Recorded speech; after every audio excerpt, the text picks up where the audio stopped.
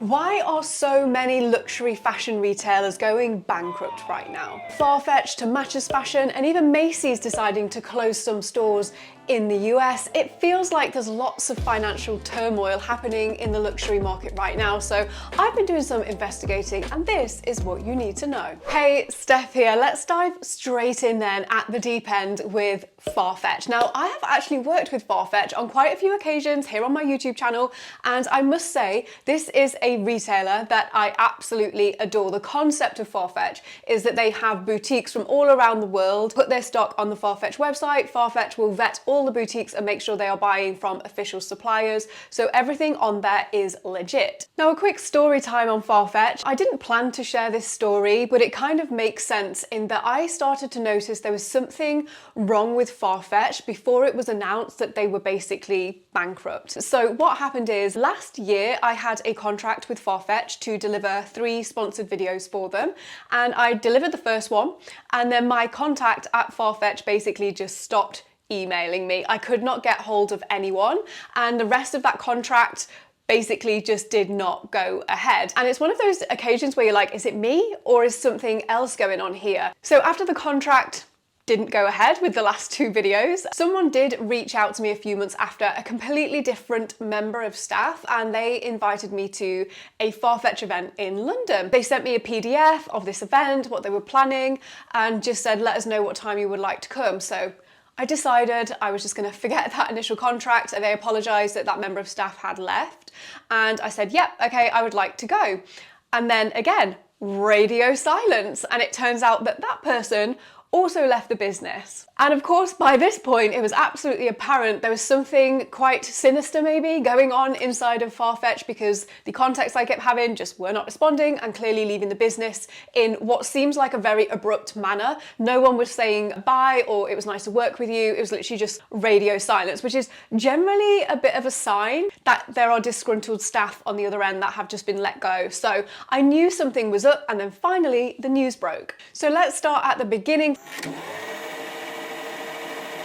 Farfetch was founded in 2017 by Joseph Neves, and according to the Retail Gazette, guys, I've got notes on my phone, that's what I'm reading from here. In this article, it said warning signs started to flash when the New York listed company cancelled its quarterly earnings report in December 2023 and said it expects to provide a market update in due course. So my story dates back when the staff members just kind of stopped speaking to me. I believe that was back in like January, February, March time of 2023.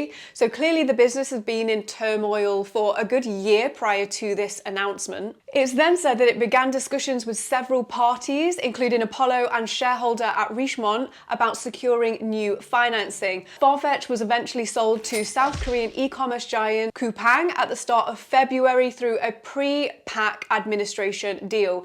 The sale included a $394.7 million bridge loan to help Farfetch avoid bankruptcy whilst the deal was finalised. It also says that about 25 to 30% of its workforce had been made redundant as the new owner works to streamline the business. This explains why I couldn't get through to anyone. So is it that luxury lovers have simply stopped buying? Is the luxury market really dead? That's kind of the answer I was probably expecting, to be honest, that after the pandemic, the market has slowed down.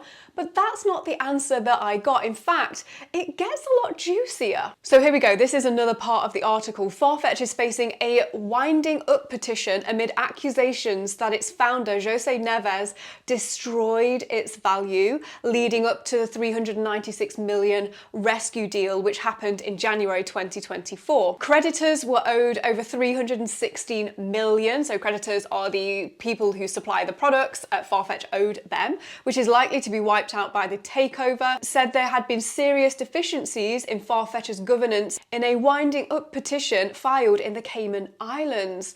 The filing claimed the takeover deal by Coupang had been rushed through and pointed fingers at the retailer's management for entering into unjustified, value-destructive steps. So in Farfetch's case, it doesn't seem like buyers have stopped buying, it just seems like a huge mismanagement issue. Obviously, I don't know any more detail than what is out there. I will link to the articles, by the way, that I reference in this video down below. But honestly, I have bittersweet feelings towards Farfetch. Obviously, it wasn't nice to have a contract in place and then that not be honoured by the brand, but of course it wasn't any staff member's fault. Clearly the business was going through a hard time. I genuinely do hope that now it is under new management that Farfetch will thrive and continue to grow, because again, it is one of my favourite luxury retailers. Next up then, let's take a look at Matches Fashion, because it has now gone into administration, and I checked the website the other day, and now in the UK anyway, we cannot buy anything from this site anymore. So to understand where we're at, we need to go right back to the beginning. Matches Fashion was founded in 1987 by Tom and Ruth Chapman. They opened the first store in Wimbledon Village in 1987, and they didn't open their online store until 2017. So Matches Fashion really is a true homegrown success. In 2017, Matches was sold for a cool $1 billion to a company called Apex. Now there's an article from the industry.fashion which is really interesting and I think marks the demise of Matches Fashion.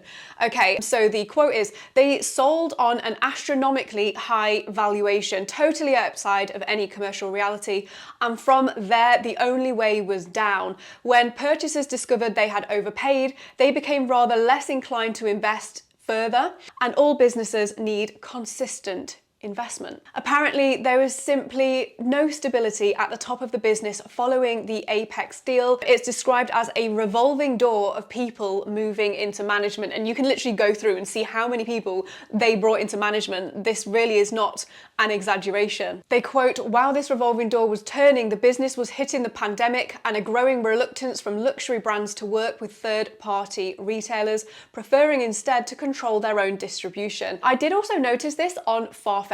I don't really want to name brands, but there is a brand specifically that when I was working with Farfetch, there's only like certain brands that you can pick from the website in order to then create the content and like do the unboxings. And over the years, the brands that you can choose from have become less and less. And the reason for this is you get certain brands that will no longer allow discounts on their items. They don't want to be seen as discounted or on sale anywhere. And they also didn't want influencers, because we used to get like a 10% discount code. If you followed me for a while, you'll have seen these. We used to get a 10% discount code that we could share with you guys to use. A lot of these brands didn't want to be associated with any kind of discount. So the brands that we could actually work with over the years just became less and less and less and less. And this is testament. So Matches have clearly felt this as well in terms of a lot of brands. So if you look at Louis Vuitton, if you look at Chanel, for example, they do not sell via any third parties. This is so they can control the price of their items. They can stop things like sales ever happening, and it makes the brand seem more premium. You don't get people hanging around for a discount or a sale. They will just buy at full price. A quote from Filippo, I might have pronounced that incorrectly, former CEO of Ben Sherman and Diesel, told the industry.fashion, I saw this coming. Apex has short-term objectives. When the original owners, Tom and Ruth, owned the business, they knew their customers. They curated an aspirational offer that complemented the customer journey. They had a clear vision and ambience around Matches brand, unlike Apex, who sent mixed messages to their audience. So it's very clear 2017, the demise of Matches started to happen. Then in March 2024, the Frasers group put luxury fashion e-tailer Matches into administration in March, just 2 months after it acquired the business in a £52 million deal from Apex Partners. So the Frasers group, if you are familiar, is quite a big group here in the UK. It is owned by Mike Ashley, and he also owns the group Flannels, I believe the Hut as well. And Mike Ashley said in a statement on March the 7th of 2024 that the business Matches had consistently missed its business plan targets and was making material losses. Given that continued funding requirements would be far in excess of amounts that the group would consider viable, Frasers said it has decided to shutter the company and place it into administration, noting that whilst Matches' management team has tried to find a way to stabilise the business, it has become clear that too much change would be required to restructure it. It has since seen £270 73 staff members across buying, communications and analytics all being made redundant. And since then, an administrator's report published a few weeks ago revealed that Matches owes more than 500 unsecured creditors, which includes luxury brands such as Burberry, Gucci, Prada and Saint Laurent, around £36 million. But I feel like this story again gets a bit juicier. So I can see why the new management company who bought the company, they spent too much, they didn't want to invest in it, and it was kind of just a downhill slope. No one is going to care about a business as much as the people who founded it. I don't believe. The people who found businesses genuinely are, you often find them incredibly passionate. Just to be able to start a business, it requires a lot of willpower, a lot of dedication, and a lot of just sheer love. But since Frasers have put Matches into administration, something has been happening over the last few weeks. Frasers have not commented on what they plan to do with this, but according to a laudit.co.uk article, in April, Frasers Group, 1 month after putting Matches into administration, bought Matches intellectual property out of administration in a deal that does not include its 80 million of stock or its 250 remaining employees. What we do not know is what intellectual property has been purchased, but it is likely to be along the lines of the Matches trademark, the domain names, and the database of the store. Now, there's two kind of hypotheses as to what is going on here. Why have Frasers Group bought the intellectual property of Matches out of administration but left the stock side of it in administration? One option, one kind of outcome of this is that Frasers is wanting to wait until the market of luxury fashion improves, and then they might sell the assets to a third party for a profile or keep the assets themselves to relaunch the brand. The other option, however, is that Frasers Group decide to keep the assets to prevent any other company from setting up a company in the name Matches, and to be able to redirect Matches traffic to Frasers Group companies like Flannels, who are again in the luxury market. But doing my investigation, I think there could be a third option as well.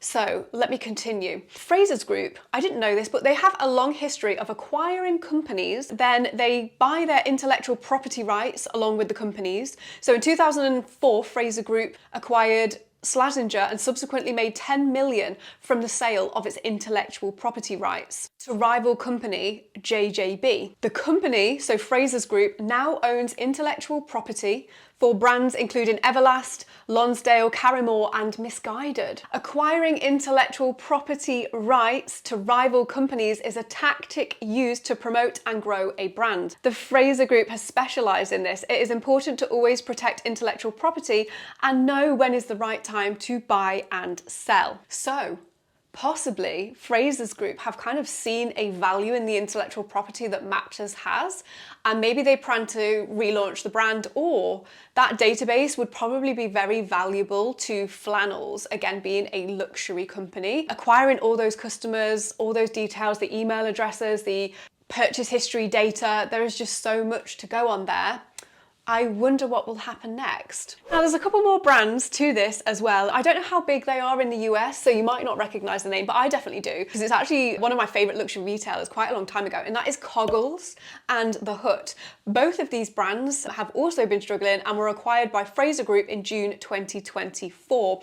One brand told the title, "I can only assume that Frasers Group is buying Coggles to shut it down, so it can increase its market share." I'm assuming that means its market share with Flannels. We're going to go even further down the Frasers Group rabbit hole. I have noticed on the Flannels website, they've introduced the Frasers Group financing. So when you go on the site, you can buy something, you can basically finance something, and then you pay a rate of interest, okay? Kind of like operating like a bank or a credit card, whatever you want to look at it like. Now, if you think about this, if the luxury market is slowing down and the potential for flannel sales to kind of go down as people buy less luxury because we have less disposable income, what is another way to make more money? Well, number one, remove the barrier to buying that item and let people finance it so they don't have to lose that chunk of cash in one go. You can finance it over a few months. And number two, you would then be making profit on the interest charged on that credit. A lot of retailers do this, but it does totally make sense in the luxury market, and I wonder whether Frasers Group might bring Matches Fashion back, but introduce the Frasers Group financing option. That could be really interesting. What do we think? Do we think we'll ever see Matches again? And then we also have an update on Macy's in the US, what has been happening there. So Macy's is not closing. When I went to New York last year, I actually went to Macy's and then I went to Saks, and I put a vlog video out of me at Macy's, and I remember a comment very specifically. Someone said, "Why did you go to Macy's? It's like a dusty old department store." And I must say, I went to Macy's first, but then when I went to Saks, like, the experience was totally different. Saks was much more modern. It just felt way more luxurious than Macy's did, and I kind of had to chuckle to myself a little bit at the kind of dusty department store comment, because it did feel a little bit true. So Macy's have recently announced plans to close 150 underproductive stores, which is more than a fifth of its department store empire over the next 3 years. The business said it would shutter about 50 outlets by the end of 2024 after issuing a muted trading outlook for the year ahead. I think management at Macy's are calling this a bold new chapter for the retailer. And in January 2024, so a few months ago now, it announced plans to cut 2,350 jobs, or about 3.5% of its workforce. So my thoughts, why are so many luxury brands going bankrupt or really struggling right now?